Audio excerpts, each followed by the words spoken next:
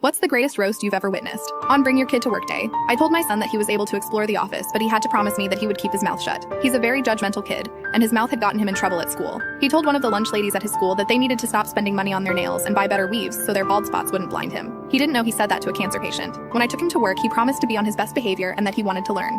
I let him go to the coloring event that my boss's secretary was hosting for all the kids. During lunchtime, I picked him up and the secretary kept talking about how smart and charming he was.